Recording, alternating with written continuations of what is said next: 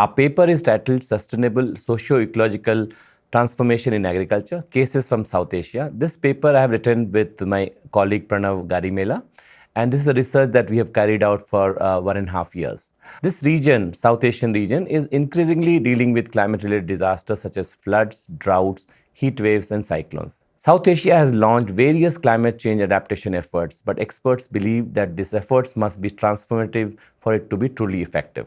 Our research examines 8 such initiatives from Bangladesh, India, and Nepal, focusing on transformative adaptation. With no single initiative fulfills all the criteria for sustainable socio-ecological transformation, there is a significant alignment with various transformation concepts in the literature. So what is transformative adaptation? Transformative adaptation involves comprehensive, system-wide changes in response to a long-term, profound challenges such as climate change. It goes beyond incremental adjustments, addressing societal disparities and inequalities while aiming at shifting existing systems and practices towards more sustainable and resilient alternatives. Our paper discusses definitional ambiguity and scale of transformation in the context of transformative adaptation. Transformational adaptation is defined with varying characteristics in the literature, emphasizing system-wide change, a focus on forthcoming and prolonged changes, and the investigation of current systems' efficacy and inequalities. Our paper analyzed such transformation in South Asia through case studies. So what has been the method that we have used? We have used grounded theory methodology to analyze socio-ecological transformation in South Asia's agriculture sector. Now, what is this grounded theory concept?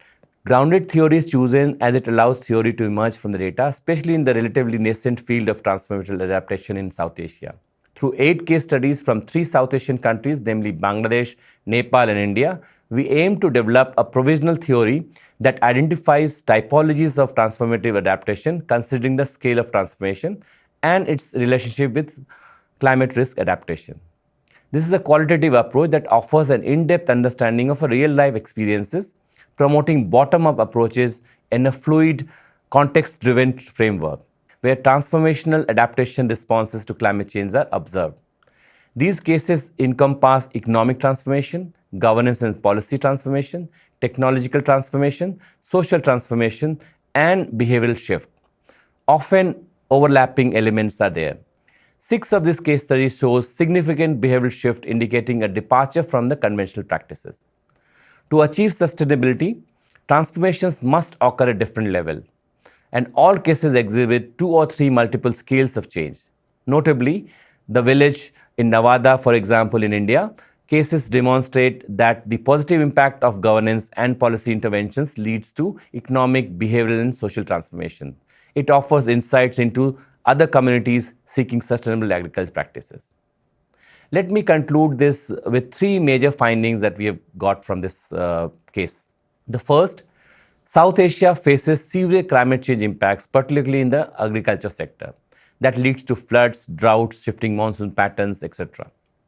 Vulnerable communities, including the poor and the marginalized, rely heavily on the environment for their sustenance, exhibiting their challenges. The second point is that adaptation initiatives in South Asia are unevenly distributed, that leads to low-income groups with limited options to combat climate change.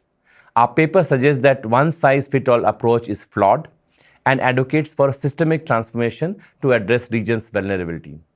The third point is about identifying various scales of change, including governance policy, economic, technological, social, and behavioral transformation. While transformations are evident, they often overlap and do not fully address all facets of systemic change that is need of the hour. Highlighting the needs of the formalized policies and technological innovations to achieve truly sustainable socio-ecological transformation in the face of climate change, this paper actually puts forward the point which is very important for our region, especially in the South Asian countries.